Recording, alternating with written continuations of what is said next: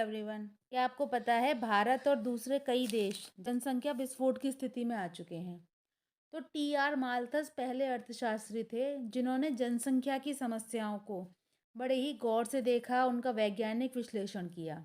उन्होंने अपनी एक book an essay on the principle of population जो 1798 में आई थी, इसमें अपना जनसंख्या का सिद्धांत दिया। माल्थस एक पादरी थे और उन्होंने 18वीं शताब्दी में यूरोप के जो कई देश थे वहाँ पर जनसंख्या का बड़ा गहन अध्ययन किया था। और उन्होंने देखा था कि वहाँ बहुत ज़्यादा जनसंख्या की वृद्धि हो रही है, बहुत जनसंख्या बढ़ रही है।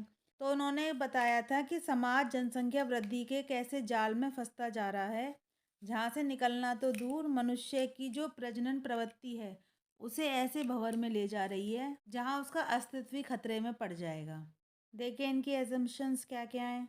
सबसे पहला तो ये है कि मनुष्य के लिए जिस तरह से भोजन अनिवार्य है और भोजन के बिना मनुष्य रह नहीं सकता, और जो कृषि होती है उसमें उत्पत्ति ह्रास नियम लागू होता है, और मनुष्य में संतान उत्पादन की इच्छा भी तीव्र रहती है। तो बता देते हैं कि ये सिद्धांत क्या कह रहा है।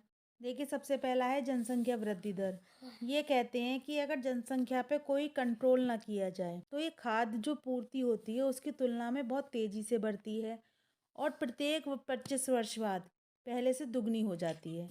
और जो जनसंख्या है वो गुणोत्तर या ज्यामिति श्रेणी में बढ़ती है, यानी कि कहें तो जनसंख्या जो है कि 1 से 2, 2 से 4, 4 से 8, 8 से 16, 32, 64 इस तरह से बढ़ती है और 200 वर्षों बाद ये 256 हो जाएगी, ऐसा माल्थस ने कहा है। ये कह रहे हैं कि प्रत्येक 25 वर्ष बाद जनसंख्या में दुगना होने की प्रवृत्ति पाई जाती है। नेक्स्ट है हमारी खाद्य पूर्ति वृद्धि दर यानी खाद्यान्न। तो माल्थस कहते हैं कि जो खाद्य सामग्री में वृद्धि होती है वो अंकगणितीय श्रेणी यानी अर्थमेटिकल प्रोग्रेशन में धीरे धीरे बढ़ती है, जैसे 1 से 2, 2 से 3, 3 से 4, 4 से 5, 5 से 6, और 200 वर्ष बाद ये 9 हो जाएगी। यानी कि जो खाद्य है हमारा, जो हमारे खाद्यान्न है, ये तो बहुत ही धीमे धीमे बढ़ते हैं, लेकिन जनसंख्या है वो जस्ट डबल होती जाती है। देखिए जो हमारे खाद्य सामग्री होती है इसे कम क्यों बढ़ती है कि जो इसकी उत्पत्ति होती है वो उत्पत्ति के ह्रास नियम के अंतर्गत होती है, क्योंकि हम जानते हैं प्रकृति क्या है, कंजूस है। यदि इंसान कोशिश करता है कि ज़्यादा से ज़्यादा खाने का चीज़ों का उत्पादन किया जाए तो प्रकृति जो है वो उसको सहयोग नहीं करती है।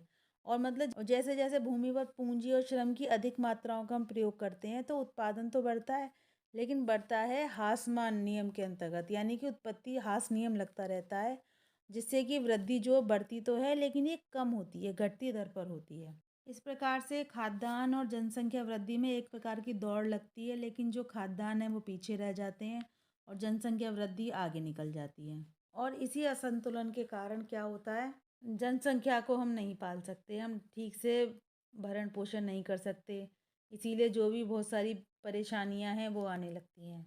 तो इन्होंने जनसंख्या नियंत्रण के उपाय बताए हैं। माल्थस कहते हैं कि मनुष्य को विवेक से कार्य करना चाहिए और कहा है कि ऐसा अवसर ही नहीं आए जब प्रकृति नियंत्रण लगाए या मनुष्य को कृत्रिम नियंत्रण लगाने की जरूरत पड़े, जैसे कि ब्रह्मचार्य या लेट मैरिज।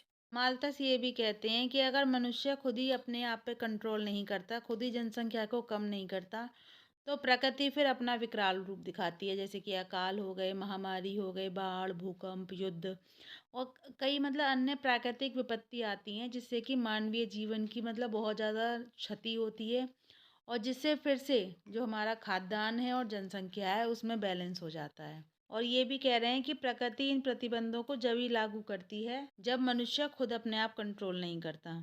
अब देखिए इसको एक चार्ट के रूप में देख लेते हैं हम। देखिए माल्थस के जनसंख्या सिद्धांत को एक वर्गीकरण के रूप में हम दिखा सकते हैं कि देखिए जनसंख्या वृद्धि ज्यामितीय अनुपात में हो रही है और खाद में जो वृद्धि है वो कैसी हो रही है, ये अंगणितीय अनुपात में हो रही है, जिसके कारण क्या होता है कि जनसंख्या वृद्धि और हमारी जो खाद्यान्न के बीच में क्या है, असंतुलन हो जाता है। अब इस असंतुलन को दूर करने के उपाय कौन कौन से हैं, प्राकृतिक हैं और कृत्रिम हैं। प्राकृतिक में ये सब हो सकते हैं, महामारी, अकाल, ये सब होते हैं। और कृत्रिम में हमारे संयम, ब्रह्मचार्य, विलंबित, ये सब हो सकते हैं। तो इस तरह से जनसंख्या को कंट्रोल किया जा सकता है। तो ये हमारा माल्थस का जनसंख्या सिद्धांत था। आशा करते हैं आपको समझ में आ गया होगा। अगर आपको ये वीडियो अच्छा लगा हो तो इसे लाइक कीजिए, शेयर कीजिए और प्लीज़ मेरे चैनल को सब्सक्राइब कीजिए। Thanks for watching.